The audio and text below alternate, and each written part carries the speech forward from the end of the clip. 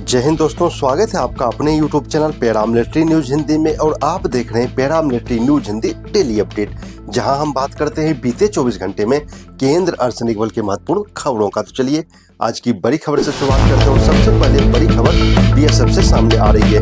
BSF के engineering cadre review में बड़ा बदलाव किया गया है, जिसमें सिविल विंग के पद बढ़ाए गए हैं, लेकिन इलेक्ट्रिकल विंग के 108 पद कम कर दिए गए हैं। सिविल विंग के पद 761 से बढ़ाकर 849 कर दिया गया है, वहीं इलेक्ट्रिकल विंग 962 से घटाकर 854 कर दिए गए हैं। इलेक्ट्रिकल विंग के जवानों और अधिकारियों का कहना है कि इस फैसले से बॉर्डर पर flood lighting, underground cable network और सर्विलांस सिस्टम पर असर पड़ सकता है।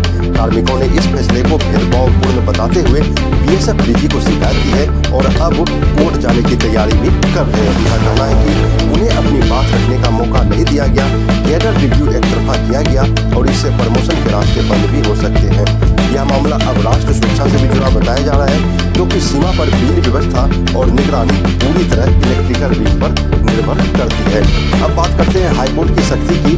कलकत्ता हाईकोर्ट ने पश्चिम बंगाल सरकार को कड़ी फटकार लगाई है।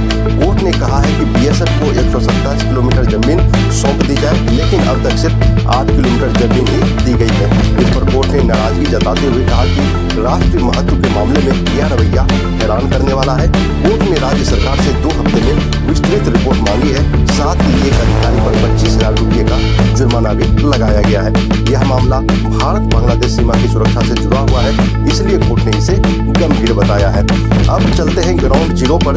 सीआरपीएफ के डीजी श्री जीपी सिंह खुद पश्चिम बंगाल चुनाव के दौरान मैदान में नजर आ रहे हैं। उन्होंने डायमंड हार्बर में जवानों से सीधे बातचीत की, सुरक्षा व्यवस्था और लॉजिस्टिक्स का जायजा लिया। डीजी का यह दौरा जवानों का मनोबल बढ़ाने के लिए काफी अहम माना जा रहा है। खास बात यह है कि डीजी खुद अलग अलग पोलिंग बूथ का निरीक्षण कर रहे हैं, ताकि निष्पक्ष और शांतिपूर्ण मतदान सुनिश्चित रूप से चल सके। अब एक संवेदनशील और गंभीर खबर आ रही है। एक सीआरपीएफ इंस्पेक्टर पर शादी का झांसा देकर शारीरिक संबंध बनाने का आरोप लगा है। मोहाली की एक युवती ने आरोप लगाया है कि इंस्पेक्टर ने शादी का वादा किया, बार बार होटल में बुलाया और बाद में शादी से इनकार कर दिया। युवती ने यह भी कहा कि अब इंस्पेक्टर किसी दूसरी लड़की से शादी करने जा रहा है। फिलहाल मामला पुलिस और प्रशासन के पास है, जांच के बाद ही सच्चाई सामने आएगी। इस तरह के मामलों में पूरी सच्चाई सामने आना बहुत जरूरी है। अब बात पश्चिम बंगाल से एक और गंभीर खबर सामने आ रही है। सीएसएफ के एक जवान को नाबालिग से छेड़छाड़ के आरोप में गिरफ्तार किया गया है। इसी घटना आसनसोल के कुल्टी इलाके की बताई जा रही है। कोर्ट ने आरोपी को 14 दिन की न्यायिक हिरासत में भेज दिया है। परिवार के अनुसार जवान ने लड़की को बहाने से अपने क्वार्टर में बुलाया और घटना को अंजाम दिया। इस मामले में पोस्को एक्ट के तहत केस दर्ज किया गया है। यह मामला बेहद गंभीर है और जांच जारी है। अंत में एक पॉजिटिव और गर्व की खबर आईटीबीपी की तरफ से। आईटीबीपी की कांस्टेबल पूनम ने एशियन रोइंग कप 2026 में ब्रॉन्ज मेडल जीता है। वहीं इंडियन कबड्डी टीम ने सिल्वर मेडल हासिल किया। इस टीम में आईटीबीपी के जवान नीरज नरवाल और यथार्थ देशवाल भी शामिल थे। यह उपलब्धि हमारे केंद्र अर्धसैनिक बल के जवानों की मेहनत और समर्पण को दर्शाती है।